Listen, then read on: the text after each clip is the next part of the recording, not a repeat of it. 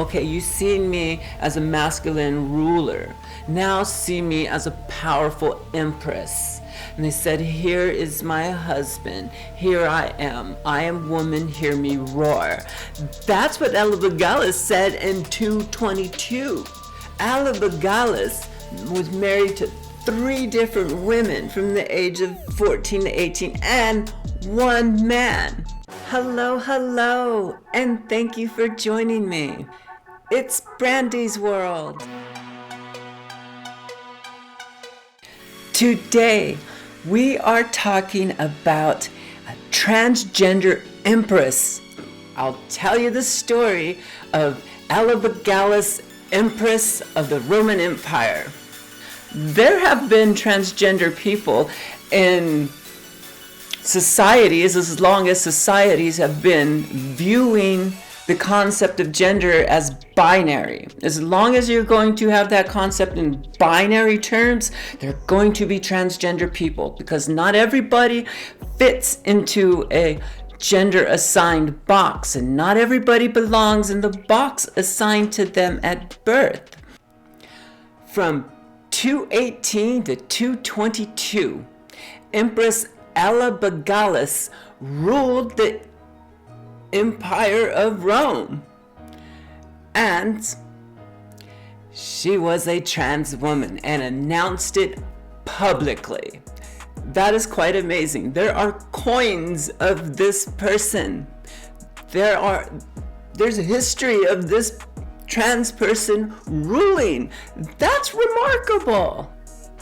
Elagabalus was born circa year 203 or 204. Grew up in an area called Emesa. And Emesa is what later today we call Syria. So from that area, it was under Roman control and with Roman ties. But Emesa had a lot more ties to Eastern cultures.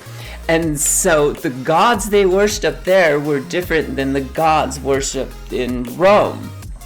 And they, at 14, were already a high priest in their religion. And the deity that they almost exclusively worshipped was Elagabalus. And Elagabalus was a sun god that the Emesa people worshipped.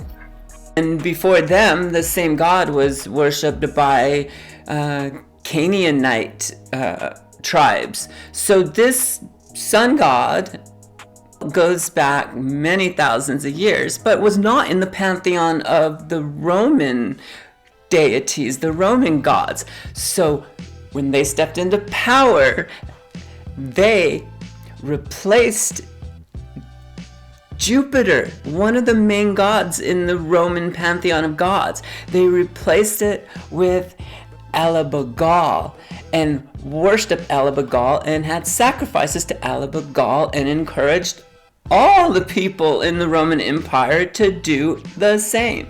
Now, the Roman Empire at the time already had a sun god. It was Sol Invictus. Sol Invictus was around in the Roman Empire since the start of Rome.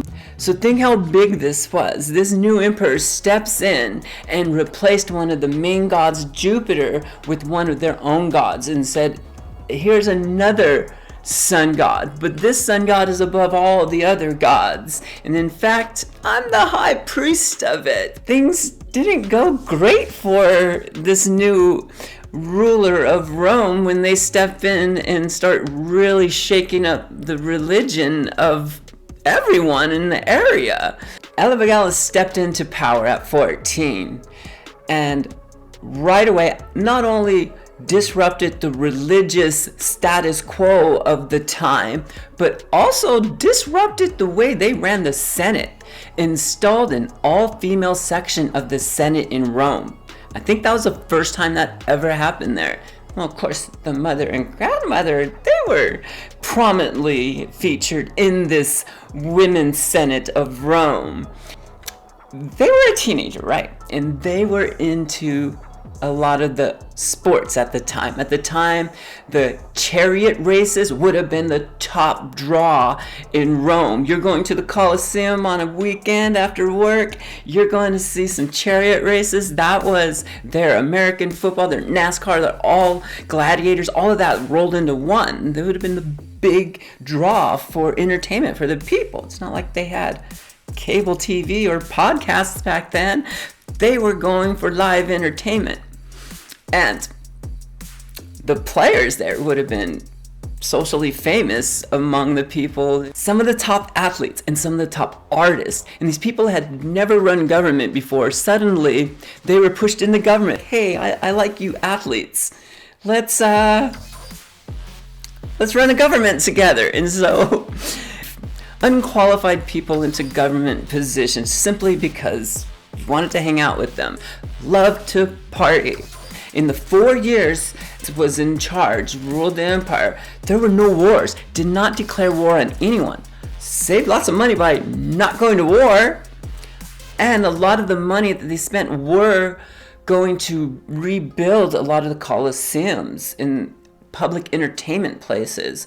So we spent a lot of money in the sports, in the arts, in entertainment. Was criticized harshly for that. I think mainly because they had a sexual repertoire that was not always looked upon in a shining light by historians. Had lots of luxurious, lavish sex parties and wild parties, throwing these wild, crazy parties and being very exclusive in those parties as well, and promoting people who they like to party with into positions of government. So not good. Elagabalus came down and was wearing the same garb that they would wear over in a misa, right? So they came in with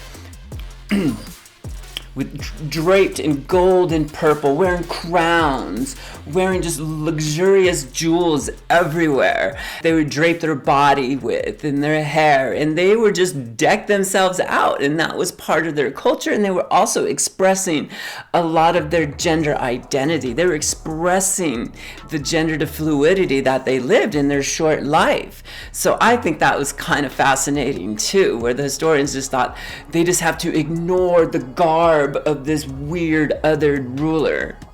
When they were expressing their cultural religious beliefs and their cultural traditions, Elagabalus came to power at 14, immediately took a bride.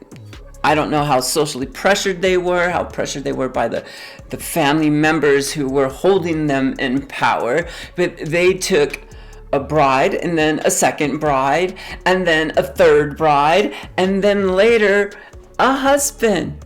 Was married to 3 different women and 1 man. That is so interesting. One of the women that they married was a Vestal virgin. And what is a Vestal virgin, Brandi? Okay, so during a Roman rule back then, they had this concept of a Vestal virgin was literally a kidnapped young girl before puberty.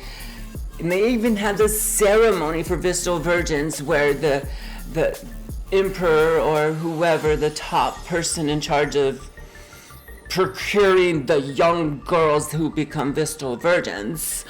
My goodness. Well, anyways, there was a rite and a ceremony that they performed. It was, I am taking the small child from the parents, and it's now going to be a Vestal virgin. And the Vestal virgin must serve 20 years as a Vestal virgin.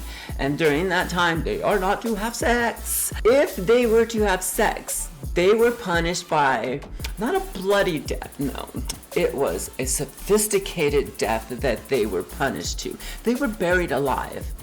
And the person who had sex with them, if they were caught, they were supposed to be assassinated, killed by stoning or whatnot, type of assassinations there publicly in front of everyone. So why did Elagabalus marry a Vestal virgin? Elagabalus was expressing the religious rites go back to the mythology or the history of that deity, Elagabalus, and Elagabalus said to have married Athena and maybe another one of the great goddesses. But Elagabalus was immolating. They were immolating their god as the high priestess. Oh, and the sun god was already established in the Roman Empire as Sol Invictus, and Sol Invictus goes all the way back to start of Rome. That's how far it goes back, and that's how long those people have been worshiping. But it didn't really eliminate that god. It just upheld their sun god and said, this is the sun god we'll be worshiping now, and we're going to be worshiping in replace of Jupiter. And that was huge. So back to Elagabalus. Now, Elagabalus is throwing wild parties because they're a teenager. At 14 to 18, they lived up a party life. They lived the life of a teenager who had all the control and was not told no.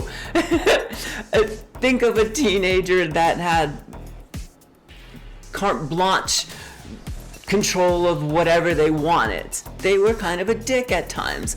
Like, they would set loose live venomous snakes into the audience at Coliseum events, at other big public events. They would loose other wild animals just to screw with people. So, yes, bad to lots of people.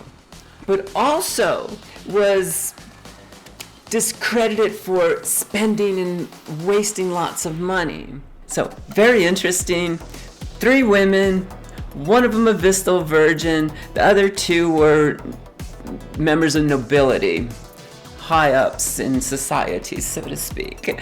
And then they took a husband, and it was an athlete, one of these chariot racers, so one of the top athletes at the time. You have the top ruler, the head person in charge of everything, falling for one of the top athletes. That would have been a remarkable time to live in. Did all this by the time they were 18.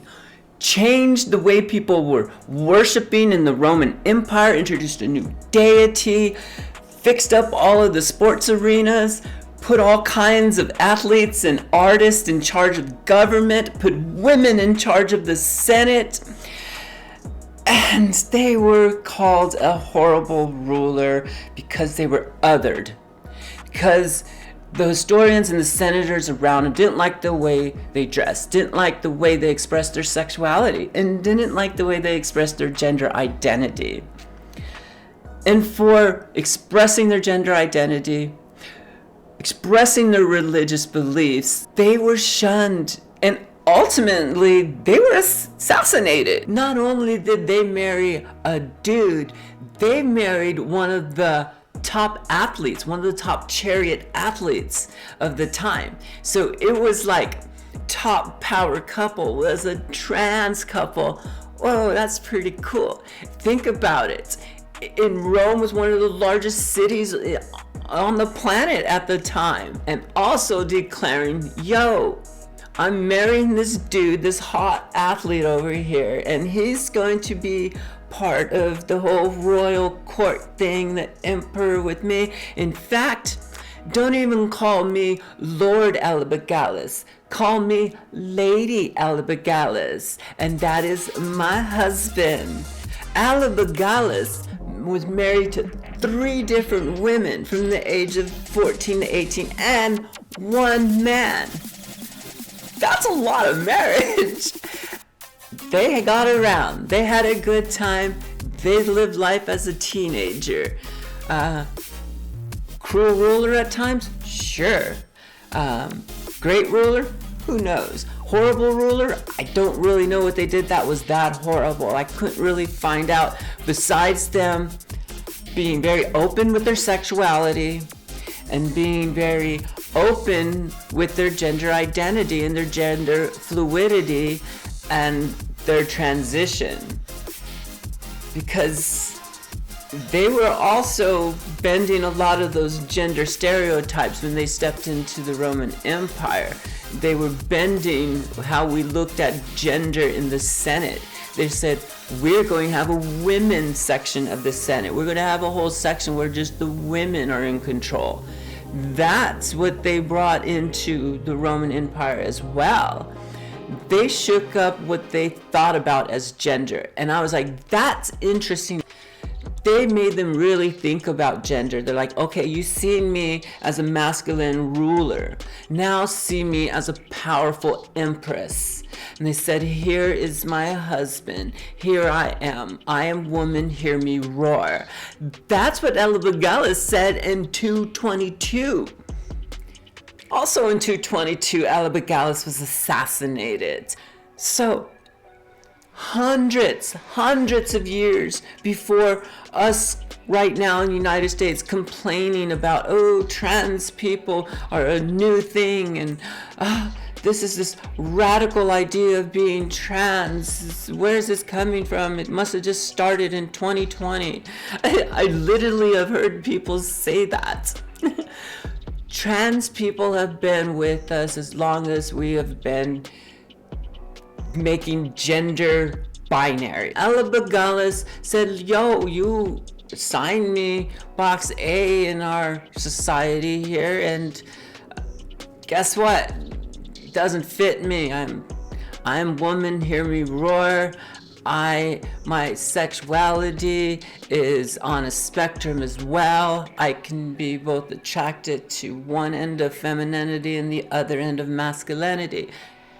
That's what they were demonstrating hundreds of years ago, and I applaud them for the bravery of expressing themselves, because to not express yourself can be very painful. To hold in yourself and not be able to express that to the world, that can be extremely painful and offsetting to you and your character and all the people around you, really, if you think about it.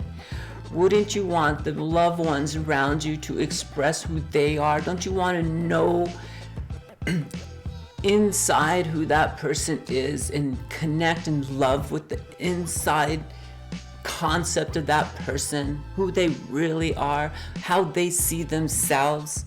So Elagabalus, interesting character, lots of bravery, but also lots of cruelty. Elagabalus lived a short life, but sent some ripples down history. And I applaud them for bringing forth their true self, tapping into their identity, and then expressing that, so much so that they announced it to the world as an empress. That's amazing. That's pretty awesome. You don't see that too many times in history. So yay on Empress Elagabalus. And I don't know if they were a great ruler or not, unclear, but they were a brave person for expressing their identity. So I'm going to wrap it up for today. And as always, love yourself, but more importantly, like yourself and treat people the way they want to be treated. Bye-bye for now.